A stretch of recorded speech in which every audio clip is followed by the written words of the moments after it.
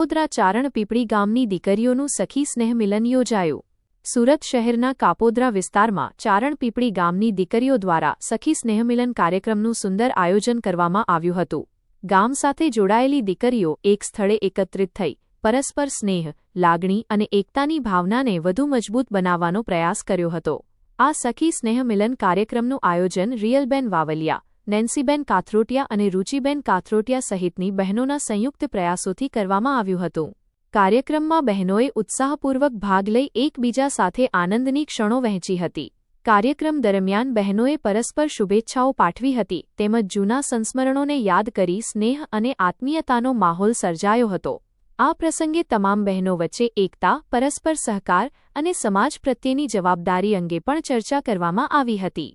સખી સ્નેહ મિલનનો મુખ્ય ઉદ્દેશ ગામની દીકરીઓને એક મંચ પર લાવી પરસ્પર સંપર્ક અને સ્નેહભાવ વધારવાનો તેમજ આવનારા સમયમાં સામાજિક અને સેવાકીય પ્રવૃત્તિઓમાં સાથે મળીને કાર્ય કરવાનો રહ્યો હતો. આ પ્રસંગે આયોજક બહેનોએ જણાવ્યું હતું કે ગામની દીકરીઓ ભલે જીવનમાં અલગ અલગ ક્ષેત્રે આગળ વધી હોય પરંતુ ગામ સાથેનો સંબંધ અને એકબીજા પ્રત્યેનો સ્નેહ હંમેશા જળવાઈ રહે તે માટે આવા સ્નેહમિલન જરૂરી છે. કાર્યક્રમમાં જોડાયેલી તમામ બહેનોએ આયોજનને સફળ બનાવવા સહયોગ આપનાર દરેકનો આભાર વ્યક્ત કર્યો હતો. સમગ્ર સ્નેહમિલન કાર્યક્રમ હર્ષોલ્લાસ અને આત્મીય વાતાવરણમાં સંપન્ન થયો હતો.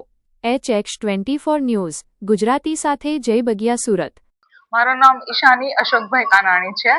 હું ચારણ પીપળી ગામની દીકરી છું. અમારો આ પ્રથમ સખી સ્નેહ મિલન છે જેનું આયોજન અમારી જેવડી તે છોકરીઓએ કર્યું છે. બહુ સારું આયોજન કર્યું છે. આ આયોજનથી હું એમ કહેવા માંગુ છું કે બધી દીકરીઓએ મળવું જોઈએ, આવી રીતે આયોજન કરવા જોઈએ જેથી કરીને બધાની બાળપણની યાદો ભેગી થાય, બધાને શીખવા મળે કે હા આપણે પણ કઈ કરી શકીએ છીએ. એવું જ કે બસ તમે આવી રીતે જ આગળ વધતા રહો, તમે આવા કાર્યક્રમ કરતા રહો, તમારાથી પણ થશે, તમે થોડું પ્રયત્ન કરો. કાથરોટિયા ઋષિ જયસુખભાઈ, ચારણ પીપળી.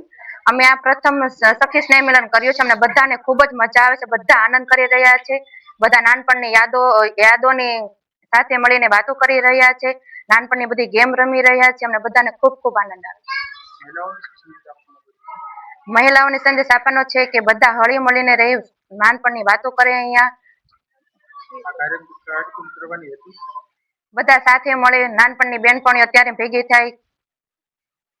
ये संदेश देना चाहती हूँ कि इस तरह से औरतों को स्पेशली अपने लिए टाइम थोड़ा सा निकलना चाहिए क्योंकि आजकल की लाइफ में औरतें अपने लिए टाइम नहीं निकाल पाते. कोई हाउसवाइफ होती है, कोई जॉब करती है या कुछ ना कुछ काम करती रहती है. घर पे बैठे भी कुछ ना कुछ छोटा बड़ा काम तो कोई भी औरतें करती है.